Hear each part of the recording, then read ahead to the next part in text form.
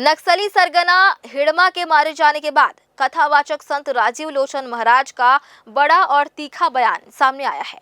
महाराज ने इतिहास और धर्म ग्रंथों का उदाहरण देते हुए कहा, पहले शांति का प्रयास, फिर क्रांति, और यदि कोई नहीं मानता तो विनाश अवश्य होता है।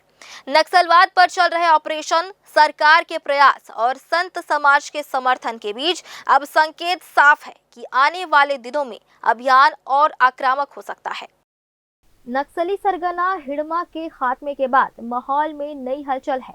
इसी बीच कथावाचक संत राजीव लोचन महाराज ने कहा कि युद्ध के भी नियम होते हैं।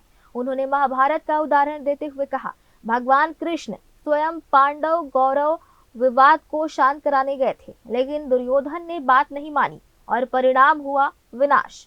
यही नहीं, रावण को समझाने हनुमान, अंगद, यहाँ तक कि मंदोदरी तक गई, लेकिन अहंकार के कारण जब सलाह नहीं मानी गई तो संपूर्ण लंका का अंत हो गया। विधान होता है, पहले शांति फिर क्रांति।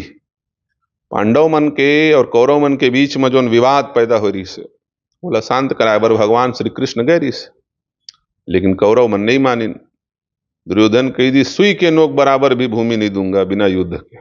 ठीक है, परिणाम क्या हुआ? युद्ध हुआ, विनाश हुआ।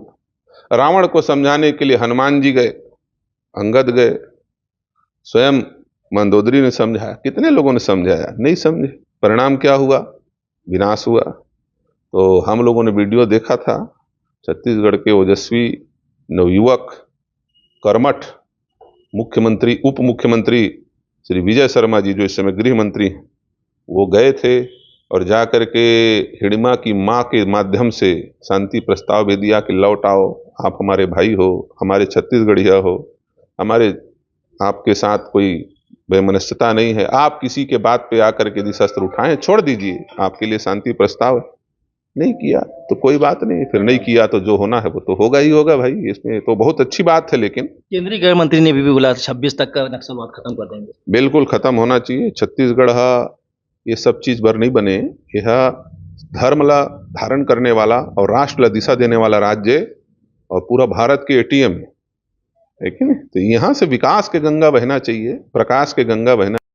महाराज ने छत्तीसगढ़ सरकार के प्रयासों का समर्थन करते हुए कहा कि गृह मंत्री विजय शर्मा खुद हिड़मा की मां के पास शांति प्रस्ताव लेकर पहुंचे थे, संदेश दिया था, लौट आओ, शस्त्र छोड़ दो, तुम हमारे भाई हो। लेकिन जब कोई नहीं मानता तो जो होना होता है वही होकर रहता है। उन्होंने केंद्रीय नेतृत्व के बयान का भी समर्थन किया, जिसमें 2026 तक नक्सलवाद खत्म करने का लक्ष्य बताया गया है।